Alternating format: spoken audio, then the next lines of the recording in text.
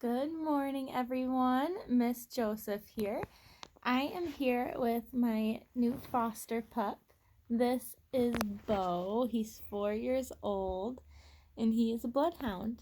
So he's going to be reading, I'm going to be reading, but he's going to be sitting with me while I read chapter 8 of The White Giraffe by Lauren St. John. If you guys remember, I'm going to try to flip this camera really quick. Oh no, that just took a picture of me. Sorry.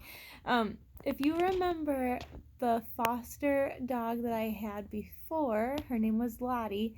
She became a part of our family. We adopted her. We're not planning on doing that with him. He just needs a nice big fenced-in yard and some space to run around and a huge bed to sleep on, kind of like the one that we have.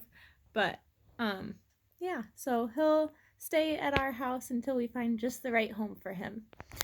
So, whoa, I am making you guys super dizzy today. That's what happens when I hold the camera myself.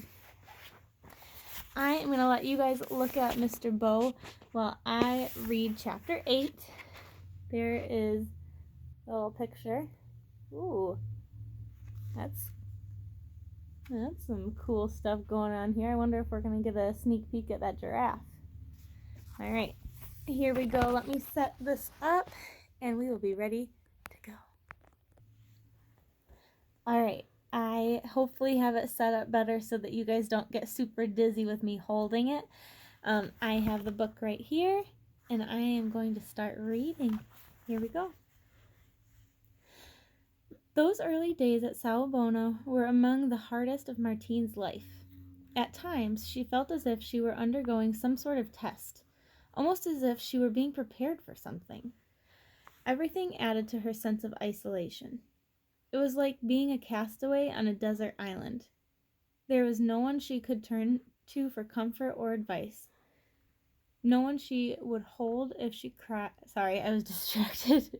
Anyway, there was no one she could turn to for comfort or advice, no one who would hold her if she cried.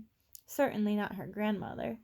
Still, she couldn't help noticing that whenever she was feeling particularly upset or down, Gwen Thomas would suddenly and unexpectedly make an apricot pie for dinner and serve it up with whipped cream, or leave a vase of wildflowers on her bedside table, or say something like, "Martine, I could do with your help when I go feed the baby elephant tonight."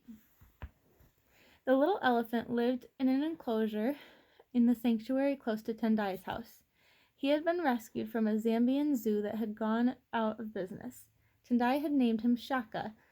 I think that's how you say it.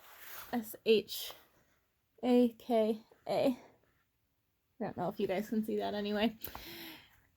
But he was named after the legendary Zulu warrior king. So he'll grow up to be the great leader for the herd, despite his early trials, just like Shaka, was his remark to Martine. Shaka was one of several animals in the sanctuary, which was a sort of hospital and holding area for new arrivals before they were relocated to the main game reserve. At present, Tendai and Samson, a wizened, white-haired man who looked at least 104 years old, were tending to a jackal that had been hit by a car and had a leg in a cast, an owl with an infected eye, a springbok with a nasty abscess, and an orphan bush baby. The bush baby was one of the sweetest creatures Martine had ever seen, with huge brown eyes and a tiny gray ape-like face, a long curling tail, and paws like a koala, made for climbing. One of Martine's chores was to make sure the sanctuary animals had water morning and evening, and she'd been allowed to feed Shaka 3 times. Once, when she was giggling at his wobbly gait and funny pink mouth, gulping at his milk pail, she'd caught her grandmother watching her with an enigmatic, almost pleased expression. But even on those occasions when she seemed to be making an effort to be nice, Martine still couldn't shake the feeling that her grandmother didn't want her there.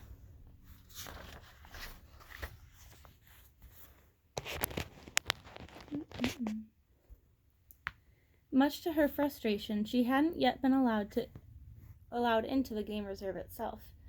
Martine, that would be hard for me. I would want to go right in there. That would be too exciting. So she wasn't allowed in the game reserve itself. Martine consoled herself with the thought that at least she could see the wildlife through the fence, and devoted all her spare time to reading up on the animals in the books she found in her room.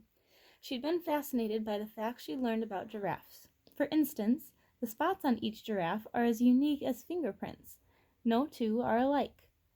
And although their necks are very long, they have the same number of vertebrae as other mammals, 7. Nowhere did she find any mention of white giraffes.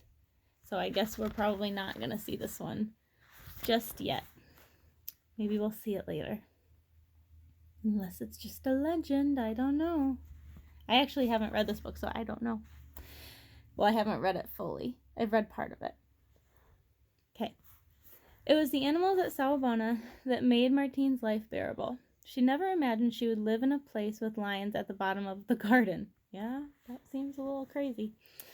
At night, when they were hunting, she could hear their spine-tingling roars, and just knowing she was so close to them was unbelievably thrilling. Curiously, creatures of all shapes and sizes seemed instinctively to know when she needed a friend. Take her grandmother's cats, Warrior and Shelby. They showed no interest in Martine at all, except when she was feeling miserable, and then she could hardly move without them rubbing themselves against her legs and clamoring to sleep on her bed. And on 2 occasions, the baboons had appeared in the garden when she'd had an awful day at school and performed so many funny antics that she got a cramp from laughing. The second time it happened, Tendai came to the house on an errand while Martine was watching them. He crept up beside her and said teasingly, "So, little one, this is what you get up to when you're supposed to be doing your homework?" Martine was spluttering an excuse when he cut her off with a chuckle.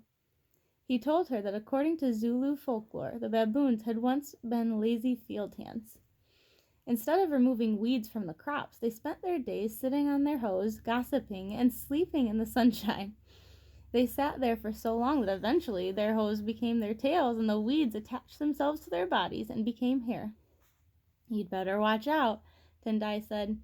"If you sit here too long without doing your homework, you might grow a tail and we'll have to put you in the game reserve." He grinned over her shoulder. "Isn't that right, Mrs. Thomas?" Martine swung around guiltily to find her grandmother shaking with mirth, her blue eyes dancing. "Tendai," Gwen Thomas managed at last, "you're pure gold." Alright, so we got to a little bit of a stopping point.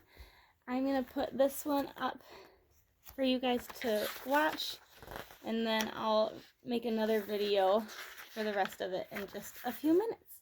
Alright, see you guys.